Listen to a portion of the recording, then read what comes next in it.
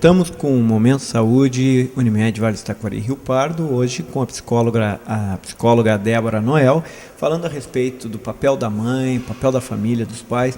Nós estamos tocando alguns temas, porque é tão necessário, você que está em casa nos assistindo, sabe disso, falar a respeito dos pais, falar a respeito da autoridade, da saúde emocional da mãe e tal, e desta que é a mais sagrada de toda a criação, que é a mulher. Pelo menos nós, homens, devemos pensar assim. Débora, começa o segundo bloco com uma pergunta sobre a questão do papel da mãe e da crise de autoridade. Pelo menos eu penso que nós vivemos tempos de crise de autoridade.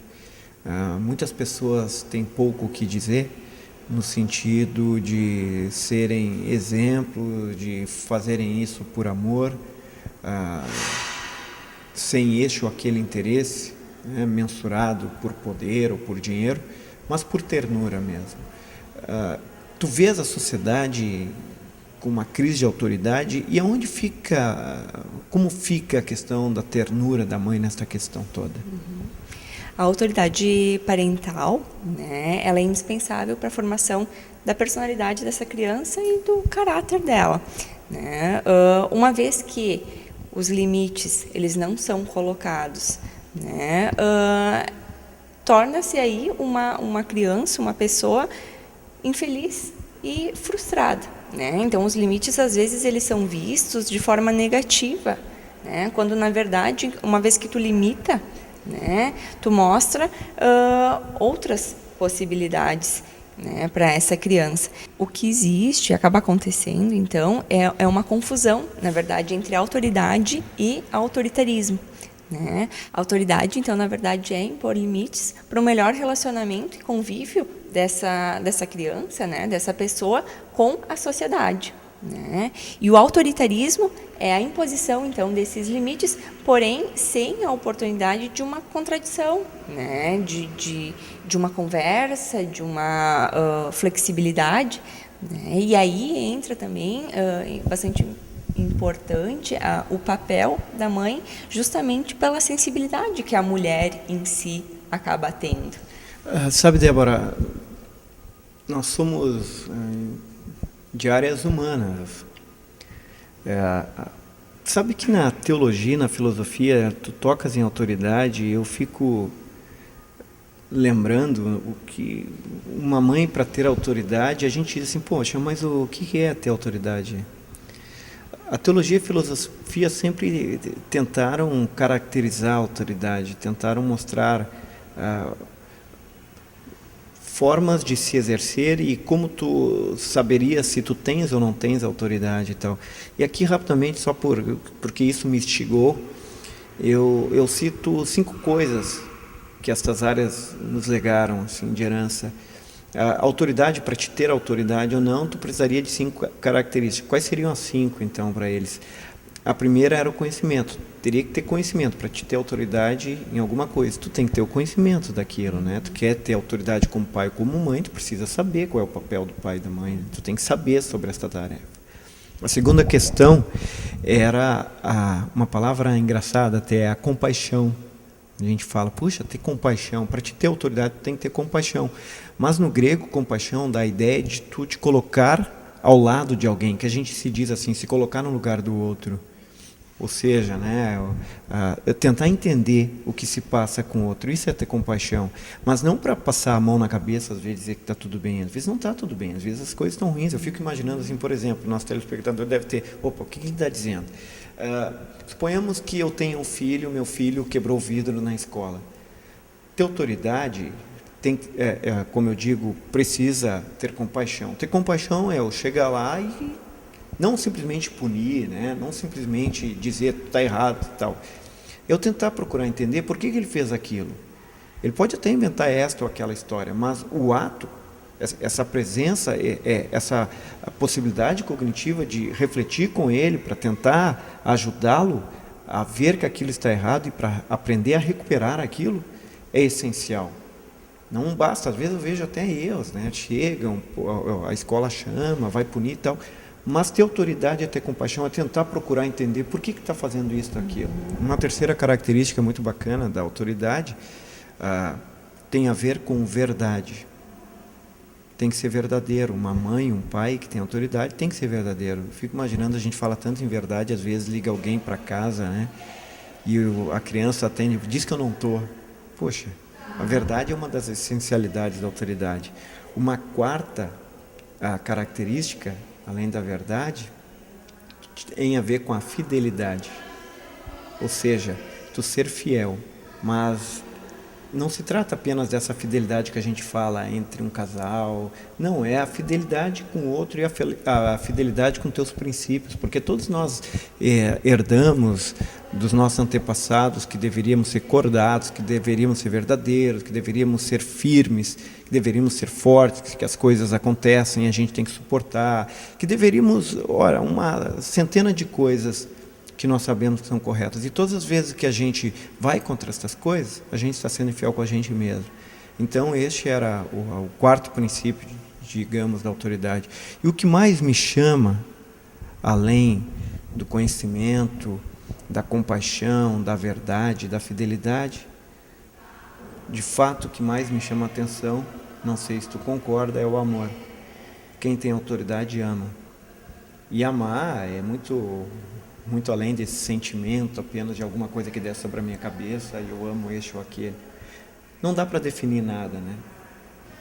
Oscar Wilde dizia que definir é limitar, mas amar é fazer o melhor. É por aí, tu acha que uma mãe que tem autoridade procura fazer o melhor pelo seu filho? O papel da mãe, dos pais, enfim, é transmitir realmente esses valores, né? Esses princípios do que é certo, do que é errado, do que é os sentimentos de amor, de raiva, que fazem parte. Né? De raiva. Né? Bacana tu dizer isso. Então, sim, né? Cabe aos pais transmitirem realmente a todos esses conhecimentos. Tu és uma profissional que trabalha muito com essa questão da família e tal, né? Onde tu vês assim as mães sentindo mais dificuldade? O que elas te expressam? O que elas, talvez, quais são os temores delas em relação a esta questão da maternidade?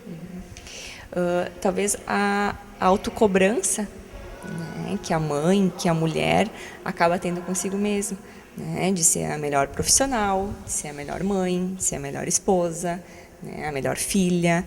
Então, a mulher busca muito essa perfeição, né?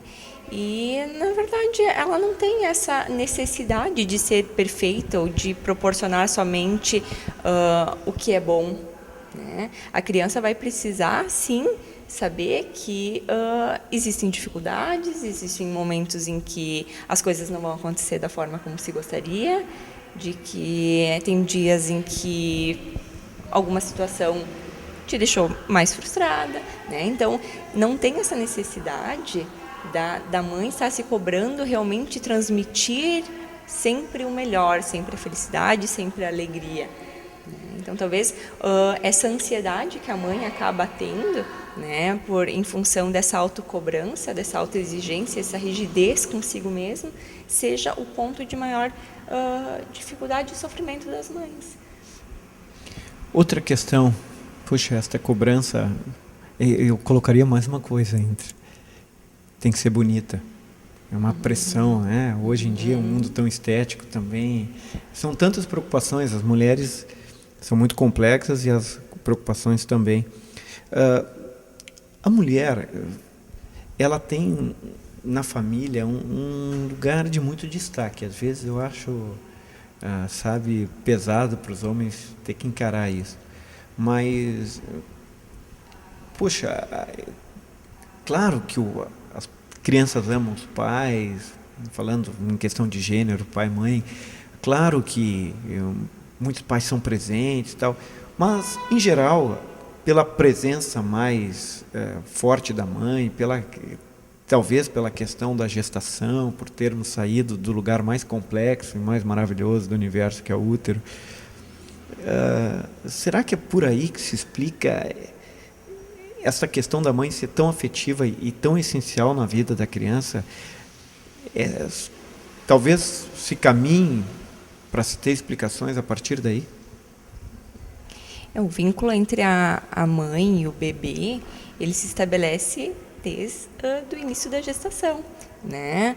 Uma vez que esse bebê conhece a mãe pela respiração dela, né? Pelo batimento cardíaco dela, e depois, a partir do nascimento, ele continua sentindo, né? Logo depois do nascimento, da amamentação, né? Quando ele está pertinho da mãe, que ele sente como que a mãe está se sentindo, qual é o estado emocional da mãe, se ela está mais ofegante, se ela está tranquila. Né? Então, isso desenvolve também entre a mãe e o filho, né? Esse vínculo, né?